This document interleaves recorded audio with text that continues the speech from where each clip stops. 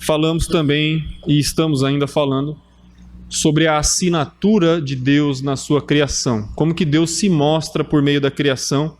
E a gente está percebendo, a natureza ela é bonita, ela é complexa, ela é perfeita, ela se complementa. A simetria é um detalhe também, né, dessa evidência que nós temos a respeito do criacionismo, a respeito de um Criador.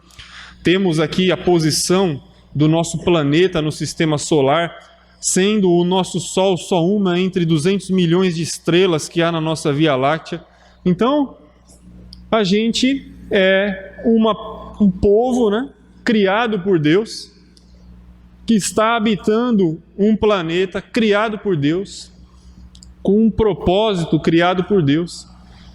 E essa criação toda tem a função de nos suprir. O homem é o centro do plano de Deus. Quando a gente lê o relato de Gênesis, né, capítulo 1, falando da criação, o capítulo 2, detalhando a criação do homem, a criação do jardim, a gente percebe que toda a criação de Deus é em função do homem. Né? Quando eu falo homem, estou me referindo à humanidade, homem e mulher. Tudo foi criado, né? Então as plantas estão aí para quê? Por causa do homem, as frutas por causa do homem, os animais por causa do homem, né? Tudo por causa do homem. Por quê? Porque Deus tem um propósito conosco, né? Se o homem custou a vida do Filho de Deus, por que Deus não faria outras coisas por nós, né? Se fez essa, que é a maior de todas, que foi dar a vida de Jesus, por que não criaria todas essas outras coisas em favor de nós? Um outro detalhe que eu gosto aqui do Antigo Testamento, falando dessa introdução aqui, né, dos primeiros capítulos de Gênesis, é a respeito da Arca de Noé. A Arca de Noé era um projeto perfeito. Projeto perfeito.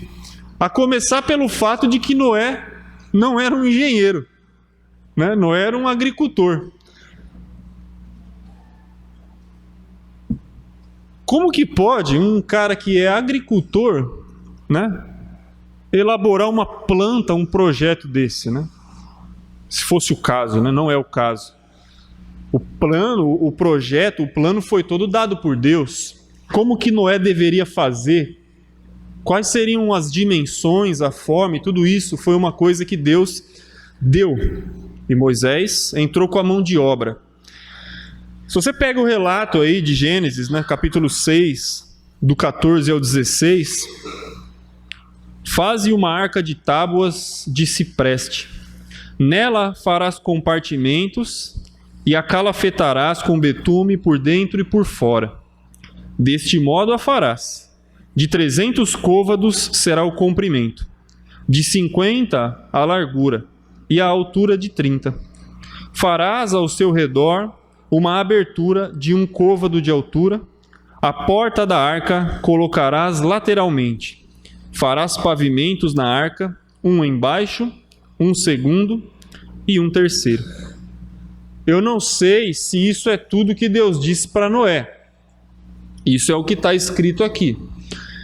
Isso é o que Deus, posteriormente, provavelmente aí 1.200 anos mais tarde, inspirou Moisés a escrever. Porque quando Moisés escreve aqui o Pentateuco, ou melhor, quando ele escreve Gênesis, nada do que ele está escrevendo ele está vendo.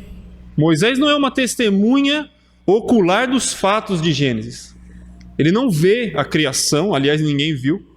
Ele não vê o dilúvio, ele não vê as promessas de Deus para Abraão, ele não vê. Moisés não vê essas coisas. Ele escreve tudo depois, lá no período do Êxodo, e a gente crê pela inspiração divina, como Jesus mesmo diz, foi o que Moisés escreveu. Jesus afirma que o texto de Gênesis é escrito por Moisés. Então, o que Moisés coloca aqui para a gente são essas informações, de 14 a 16, como a arca seria. Ele usa uma medida que era a medida comum da época, né, que eram os côvados, e o côvado ele vai ter 300 de comprimento, 50 de largura e 30 na altura. O côvado, a partir de alguns estudos, se chegou e determinou que ele tem mais ou menos 45 centímetros, um pouquinho menos de meio metro é um côvado, né? Então, se a gente fizer a conversão aí, de comprimento, a arca teria, né, os seus 300 côvados, equivalente a 135 metros, do que nós conhecemos hoje, por 22 metros de largura. Era grande. Esse tamanho aí, 135 metros, ele chega a ser o que seria hoje esses navios de cruzeiro, exatamente. Seria como um daqueles lá, né? Mas feito todo de uma maneira rústica, como Deus orientou para Noé, para abrigar todos os animais. Como que, eu vou fazer uma pergunta aqui que não está no escopo, mas como que Moisés...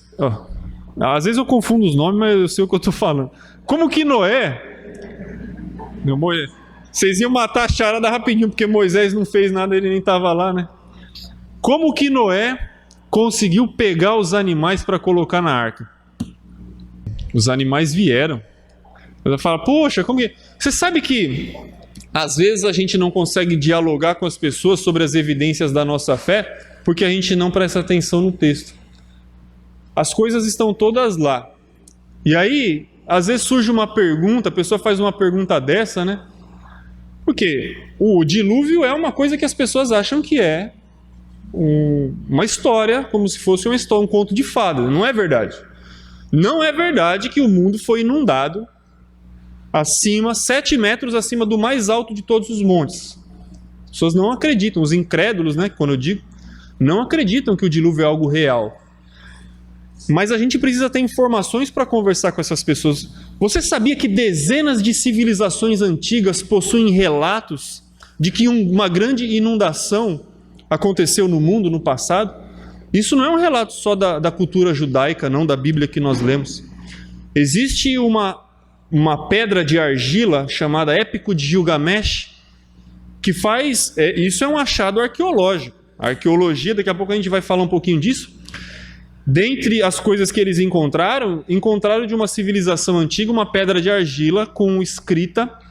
Eles conseguiram, né, através desse processo lento de desvendar a escrita, como aconteceu com a escrita dos egípcios, a gente depois pode até falar como aconteceu. Eles descobriram que a pedra de Gilgamesh fazia um relato de que no passado uma grande inundação havia encobrido a terra, que matou todos os habitantes, que apenas algumas pessoas foram salvas por meio de um barco. Sabia disso? Não tem nada a ver com a Bíblia. Não tem nada a ver com o povo judeu. É outra civilização relatando a verdade que nós temos nas Escrituras. Isso dá força para o relato. É idêntico ao da Bíblia? Não, não é idêntico. Foi colocado através de uma tradição oral. Mas testifica que esse evento de fato aconteceu. E são inúmeros os relatos a respeito de um grande dilúvio, de uma grande inundação no mundo. Várias civilizações traziam essa história, como que se um descendente em comum tivesse passado por isso. E foi o que aconteceu. Todos os povos da terra descenderam de Noé, porque só a família dele foi salva. Interessante, a gente precisa saber essas informações para poder defender a nossa fé. Aí alguém vem e pergunta para a gente, né? Rapaz, como que Noé pegou o elefante lá, um leão, como que ele pegou o leão e colocou na arca? Não precisou pegar. Diz aqui, os animais vieram todos e entraram na arca. Quantos? Um de cada? 2 de cada, né? E 7 dos animais puros. Dos animais puros, Noé colocou 7 pares. Porque quando ele sai da arca, o que é a primeira coisa que ele faz? Se ele não tivesse colocado 7 dos animais puros, ele já ia colocar a primeira espécie em extinção. Não é? Matando o casal. Então, dos animais puros, Deus ordena que ele coloca 7. Por isso que quando ele sai, ele pode oferecer o holocausto ao Senhor. A gente precisa olhar os detalhes do texto. Voltando aqui. 135 metros por 22. Essa era a proporção da arca, né? Se você dividir aí 135 por 22, vai dar uma relação de 6:1, né? A cada 6 metros de comprimento, a arca tinha 1 metro de largura, né? Divide 135 por 22, vai gerar essa relação comprimento-largura. E o que isso tem de importante? Bom, de repente vale a gente dizer que essa relação de 6:1, que um agricultor 2.600 anos antes de Jesus usou para construir uma arca, é a mesma relação que a engenharia naval usa hoje nos grandes navios. Você sabia disso? Aqui tem alguns deles. Esse é o porta-aviões HMS Illustrious da Marinha Inglesa. Ele tem 210 metros de comprimento por 36 de largura. O outro porta-aviões da Marinha Espanhola, isso são todos navios reais. O Príncipe de Astúrias tem 196 metros por 32. Os maiores navios, né, de cruzeiro aí do mundo, os Royal Caribbeans, o Freedom of the Seas e o Harmony of the Seas, 339 metros por 56, 362 por 66. Esse petroleiro, que é o Knock Nevis, ele é o maior navio já construído. Hoje ele está parado, ele é um museu. 458 metros, é quase meio quilômetro de comprimento. Ele era um petroleiro por 70 metros de largura. E esse está em atividade até hoje, né? Esse porta-containers, ele é dinamarquês ou norueguês, não tenho certeza. Esse está em atividade até hoje. Ele tem quase 400 metros de comprimento. Aí você fala, e o que tem, né? Qual que é a importância de saber disso? A importância é que se você fizer para todos esses navios o que nós fizemos para a arca, que é dividir o comprimento pela largura, a relação que é de 6:1 na arca, 6 metros para cada um de largura, olha só, 5,8, muito perto, o porta-aviões inglês, 6,1 o porta-aviões espanhol, 6 o Freedom of the Seas, 5,5 Harmony of the Seas, um pouquinho mais aqui para o Knock Nevis e 7, uma relação um pouco maior para o Emma Maersk. Essa relação de todos esses navios mostra o que para você? Quem é que está por trás desse projeto aqui? Nessa época em que Noé construiu a arca, não existiam funções, não existiam equações matemáticas, não existiam equações elementares da física para ele poder entender que essa seria uma relação útil. Você sabia que com essa proporção a arca ela poderia tombar até 60 graus se viesse uma onda e ela não viraria? Você sabia que ela poderia enfrentar de frente uma inclinação de até 80 graus, a arca poderia ficar quase reta, ela voltaria para o lugar e não viraria? Por causa dessa relação, por causa das suas medidas. Quem é que está por trás do projeto? É o agricultor? Noé era um cara nota 10, homem justo, íntegro e andava com Deus. Mas engenheiro ele não era. Esse projeto é divino. E é uma relação usada até hoje. Isso para mim são evidências da Bíblia, de que ela é inspirada por Deus, de que um Deus criador tem acompanhado a história da humanidade e tenha interagido conosco desde o princípio. Vocês estão achando que essas informações vão ajudar no momento em que a gente for dialogar com as pessoas? Ajuda? Ajuda, não ajuda? Porque a gente leva o conhecimento para o nível da pessoa, não adianta falar. É como Paulo, né? Paulo saiu pregando, aí parou lá em Chipre, né? E em Chipre ele encontrou aquele Bar Jesus, né? Então, às vezes você vai encontrar algumas pessoas que você vai tentar falar de espiritualidade, você não vai ter espaço. Então, existe um caminho para se abrir o espaço. Existe né? Você lembra Paulo em Atenas, Atos capítulo 17?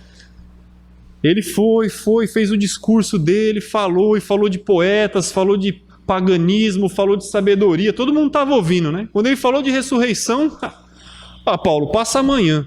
Algumas pessoas não vão dar abertura para a gente falar muito sobre espiritualidade, mas existe um caminho, às vezes, para a gente abrir essa porta. e de repente esse pode ser um caminho, tá bom?